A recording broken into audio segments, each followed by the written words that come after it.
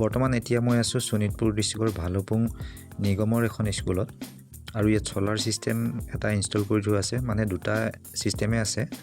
আৰু ইয়াত মই আপোনাক এটা বস্তু দেখুৱাম। এইটো দেখিছে, ইয়াত লাইটিং এৰিষ্টৰ, আৰু লাইটিং এৰিষ্টৰটো ইয়াত এনেকৈ কৰি থৈছে। মানে ইয়াত দেখিছে এইটো টিঙৰ ওপৰত যিটো GI তাৰেদি মানে এনেকৈ নেকেট GI তাৰেদি এনেকৈ লাইটিং এৰিষ্টৰটো টানি থৈছে। আৰু ইয়াত দেখিছে টিঙত লাগি আছে লাইটিং এৰিষ্টৰ তাঁৰডাল, দেখিছে গোটেই টিঙত লাগি আছে। যেতিয়া ইয়াৰ ওচৰে পাঁজৰে বজ্ৰপাত পৰিব বা লাইটিং এৰিষ্টৰ আকৰ্ষণত আহিব, তেতিয়া আপোনাৰ বজ্ৰপাতৰ যিটো হাই ভল্টেজৰ কাৰেণ্ট আহে, গোটেইখিনি কাৰেণ্ট ঘৰৰ টিঙত গুচি যাব। ফলত কি হ'ব, গোটেই ঘৰটোৱে কাৰেণ্ট হৈ পৰিব। ইয়াত নেকেট GI তাঁৰ ব্যৱহাৰ কৰিছে, কোনো কভাৰ নাই, ইয়াত কভাৰ কৰি দিয়া হোৱা নাই। আৰু ইফালে ৱালতো কোনো ইনচুলেটৰ নিদিয়াকৈ টানি আনিছে আৰু তলত আৰ্থিং কৰি দিছে। ৱালেদি যদি এনেকৈ টানি আনিবলগীয়া হয়, তেতিয়া ৱালত ইনচুলেটৰ ব্যৱহাৰ কৰিব লাগে আচলতে। কাৰণ ৱালত যেতিয়া এনেকৈ GI তাঁৰডাল লাগি থাকিব আৰু বজ্ৰপাত যেতিয়া ইয়াৰ আকৰ্ষণত আহিব, মানে যিটো কাৰেণ্ট আহিব GI তাঁৰডালেদি হয়, ৱালত মানে কাৰেণ্ট ফ্ল' হৈ যাব, মানে গোটেই ঘৰটোতে কাৰেণ্ট ফ্ল' হৈ যাব। আৰু যদি সেইখিনি সময়তে কোনোবাই ৱালত টাচ কৰি দিয়ে, ৱালৰ স্পৰ্শত আহে, বিপদ হৈ যাব। গতিকে এইখিনি সতৰ্ক হোৱাটো আমাৰ দৰকাৰ। মই প্ৰথমবাৰৰ বাবে এনেকুৱা লাইটিং এৰিষ্টৰ ইনষ্টল কৰা দেখিছোঁ। এইটো বেলেগ এটা পাৰ্টি কৰি থৈ গৈছে, একচুৱেলি মই কৰা নাই। আৰু কিয় এনেকৈ কৰি থৈ গ'ল মই নাজানো, সম্ভৱ হয়তো তেওঁ ইয়াৰ বিষয়ে ইমান নাজানে আৰু হয়তো সময়ৰ অভাৱত এনেকৈ কৰি থৈ গৈছে। কিন্তু এইটো সৰু কথা নহয়, ডাঙৰ কথা। কাৰণ এইখন এখন স্কুল হয় আৰু বহুতো ছাত্ৰ ছাত্ৰী স্কুলখনলৈ আহে, গতিকে যিকোনো মুহূৰ্ততে অঘটন হৈ যাব পাৰে। এতিয়া বাৰিষাৰ বতৰ, বিজুলী ঢেৰেকনিৰ সময়, আৰু মই যিখিনি জেগাত বৰ্তমান আছোঁ, এইখিনি জেগাত বহুত বজ্ৰপাত পৰে। গতিকে আপোনালোকে জানে, বজ্ৰপাত যেতিয়া গছত পৰে কি হয়, গছডাল লগে লগে শুকাই আহে, মানে মৰিয়ে যায়। কিছুমান গছ আকৌ ফালিও যায়, তেনেকৈ ফালি চিলিও যায়। ইয়াৰ ইমান মানে হাই ভল্টেজ আহে ইয়াৰ। গতিকে এইটো ভুলতো মানে কৰা কাম নহয় একচুৱেলি।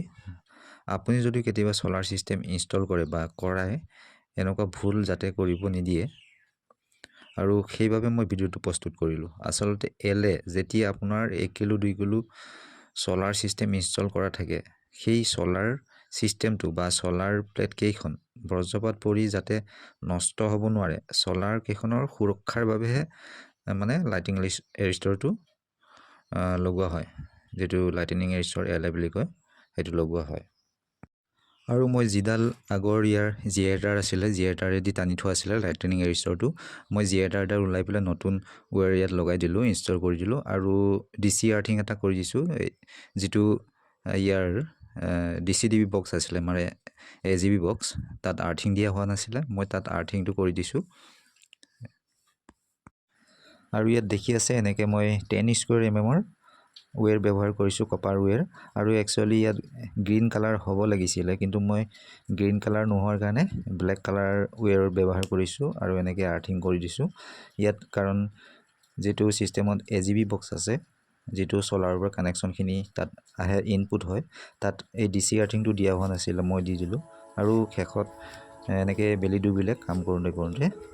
আৰু ছিষ্টেমটোৰ যিকেইখন ছলাৰ প্লেট আছে, ছলাৰ পেনেল, টিঙৰ ওপৰত ইনষ্টল কৰি থোৱা আছে। এনেকৈ আগৰ যিটো ইয়াৰ লাইটিং এৰিষ্টৰ আছিলে, ছাইডত ইনষ্টল কৰি থোৱা আছিলে ছলাৰ পেনেল কেইখনৰ ছাইডত, আৰু ডাউন হৈ আছিলে। একচুৱেলি মই ওপৰত নি পেলাই মিডিলত মই ইনষ্টল কৰি দিলোঁ দুটা লাইটিং এৰিষ্টৰ।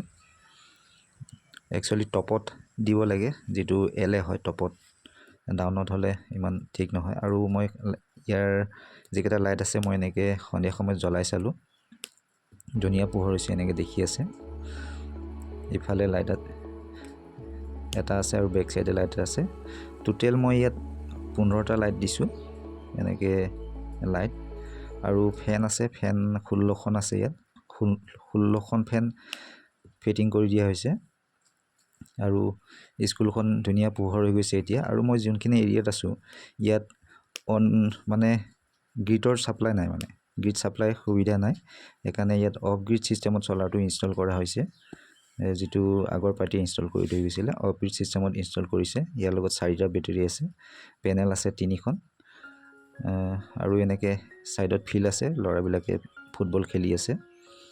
গতিকে ভিডিঅ'টো যদি ইনফৰ্মেটিভ যেন লাগে লাইক কৰি দিব, লগতে ভিডিঅ'টো শ্বেয়াৰ কৰিব নাপাহৰিব। আপোনাৰ লগতে আন দুজনেও যাতে কথাখিনি গম পায়, লগতে যাতে সজাগ আৰু সতৰ্ক হৈ থাকে। আৰু শেষত এনেকুৱা চ'লাৰ ৰিলেটিভ ভিডিঅ' পাই থাকিবলৈ মোৰ চেনেলটো ছাবস্ক্ৰাইব কৰিব নাপাহৰিব। ধন্যবাদ।